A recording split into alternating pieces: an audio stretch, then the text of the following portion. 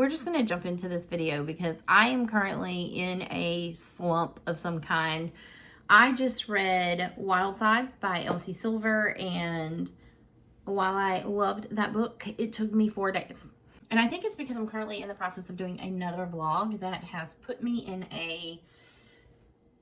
I'm just not really enjoying what I'm reading right now. And so I think it has put me in a bit of a slump, like a pickle, whatever you want to call it. And so I have been thinking about, well, what can I do to get out of it? I look at everything that I have planned for March, and I look at everything that I have on my bookshelf, and nothing's really sticking out, and I'm not gravitating towards anything. And that tells me everything I need to know about where I am as far as my reading goes.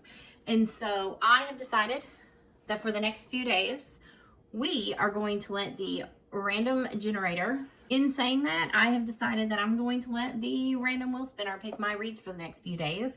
And those reads are going to be sports romances. I don't know that ever like eaten up sport romances, particularly because they are sport romance. Aside from hockey, I did read a lot of hockey romances this past October because hockey season started. But I wanted to go a different direction with this video. So we are calling this Not Like the Others because I don't want to do football, I don't want to do baseball, and I don't want to do hockey. And so I have 7 books to choose from. Pickleballers by Alana Long. This is one of my book club books, so I'm definitely going to read this one regardless, but it is pickleball. And it is not a very popular sport as far as people writing about it in books, right? So I thought that would be a cute one. I have Cross the Line by Simone Sultani, and I have had this one for a while. It's been on a couple of TBRs and I've just never picked it up. I have I Like Me Better, which is a YA queer read, and this is Sucker. I also have on here The Favorites by Lane Fargo, simply because I have this book. I need to read it.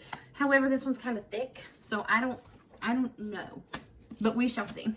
And then on Kindle, I have a few that we can choose from. I have Love Match by Kiera Andrews, which is tennis, and it is another queer read. It is a male-male romance. And then we have Aura Than Friends by Lulu Moore, which is rowing. I thought that was interesting. I've never seen a rowing book before, and that one was recommended to me by someone who is in one of my book clubs, so that's super fun. Also gonna throw Burnout by Rebecca Jinchak on here because it is another sport that I think it's like F1 becoming a little more popular as time goes on, but it's not super popular right now.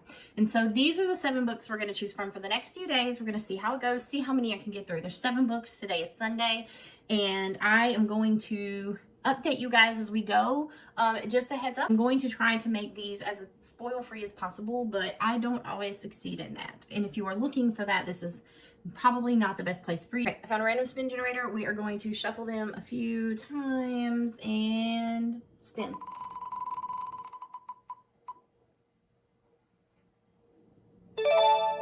Oh, that was loud. Oh, it's Burnout.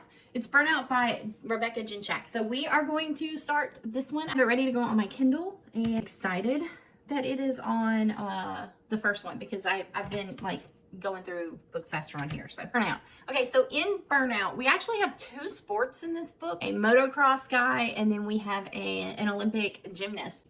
This is about a motocross guy who has a bad reputation, so he seeks out this gym that is owned by a Olympic medalist who was injured, and so now she owns the gym, and they come together. And I feel like that is going to be very interesting. It seems like reading over what it's about, there might be some snark going on, and I do love some snark. I do love some snark. So we are going to get into it, and I will see you guys when I'm done with it.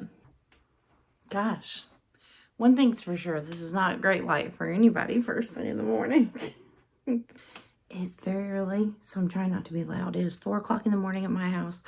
I just woke up, but I stayed up all night last night finishing Burnout, and I have to tell you, it was my favorite thing I've ever read. It was okay. It very much veered on like The Icebreaker, Magnolia Parks, like the way that it was written, but it wasn't as bad. It was almost like the author couldn't decide how she wanted to write it. So I gave it 3 stars, and I will tell you why. Because I really enjoyed the character of Knox in this book. I feel like Knox was very fleshed out character for what he was going through. And so 3 stars for Knox. But now we have to pick our next book, and I have them here. All right, problem solved. I fixed the spin wheel. All right, we're going to shuffle it a few times. Let's spin it.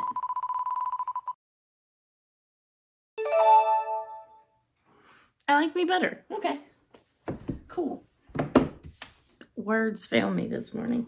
This is I Like Me Better by Bobby Weber. This is I guess, new adult, not necessarily young adult, I don't think. But this is about the captain of the soccer team gets into some trouble by a prank, and he has to do community service, and that is where he meets, what is this guy's name? Chip is the cute intern at the place he has to do community service through. So this looks like a super short, cute read. It's barely 200 and some odd pages. It's like 300 pages, so I should be able to fly through this. But I have some thoughts. I think I am going through something right now, and I don't know if it is the slump I'm trying to force myself out of, but I don't know. I thought that this book was cute. The problem is that I've been sitting here trying to figure out how to express my feelings on this book, and I picked this up last year because I was doing all of June. I was going to read queer themed books, and I'd never got to this one, and it's been sitting on the shelf forever. When this book got picked this morning, I was thinking in my brain that this was like a new adult college age type romance. I was wrong. It's definitely high schoolers, and it's definitely, I guess the more accurate way to say it is that it is not, I don't know. You guys, I just don't know how to process it. The problem is that the plot is kind of interesting. And the character of Chip is also kind of interesting. But not the character of Zach, who is what the story is told in his POV. The other part is that there's a character in this book, Myers, who is like one of Zach's best friends, and I just did not vibe with that character at all. There was nothing like super bad about him.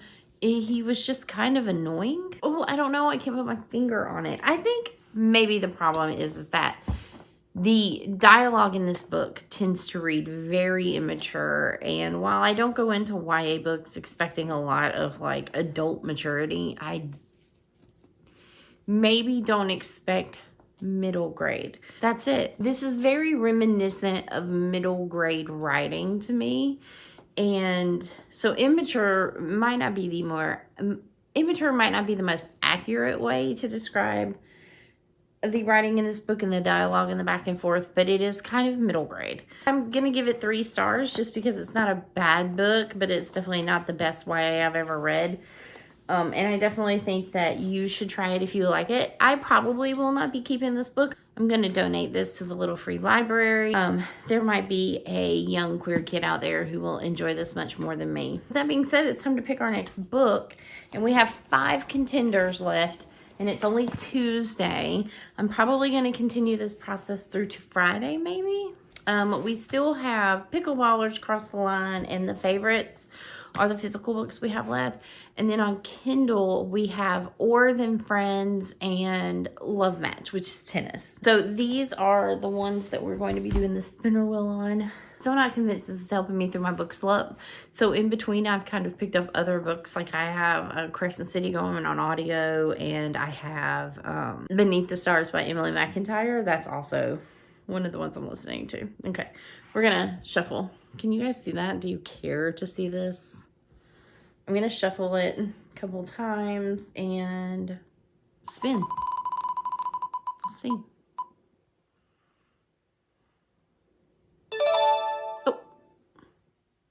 The Favorites. Okay. Here's my hold up. I think I'm going to, you guys, this book is thick, and it is a hardback, and I already have a super thick book going. Okay, I think what I'm going to do is I'm going to read the first page real quick. I'm going to read the first page, and let's see how that goes.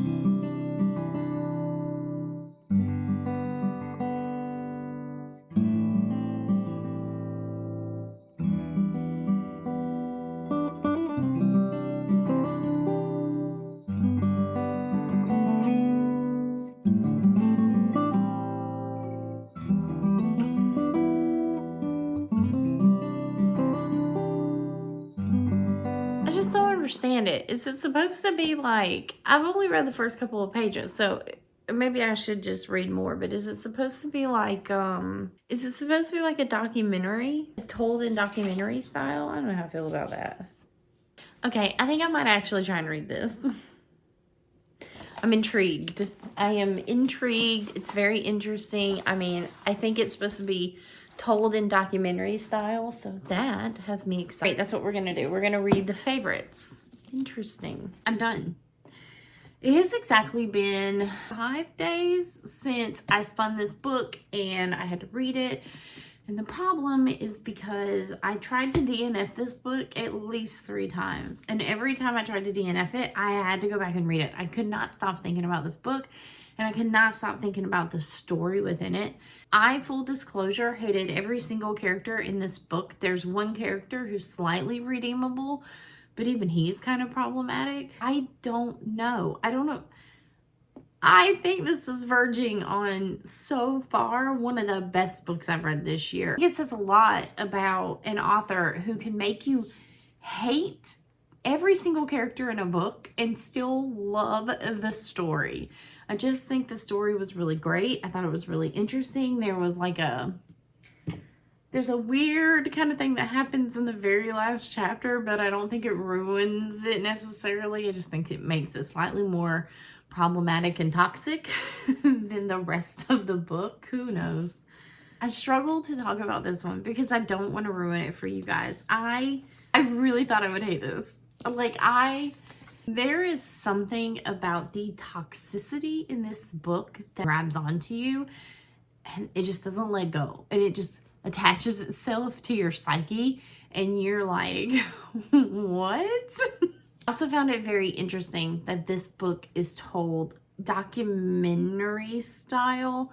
I found that so kind of unique compared to anything I've read lately. I hear a lot of chatter about there's characters in this book that were maybe unnecessary or the book gets kind of problematic, but I think that's the whole point of the book, is that the story itself is problematic, the world is problematic, and I think this would make an excellent movie. And I kind of got the impression while I was reading it that maybe that might be the goal, is this is ready to be told in movie format.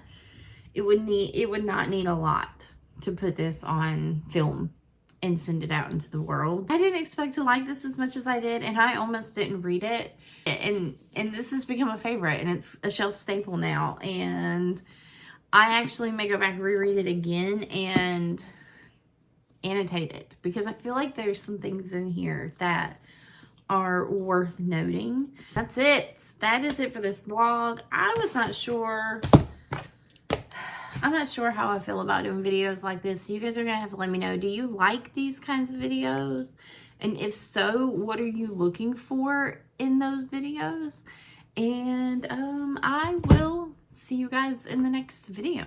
Bye.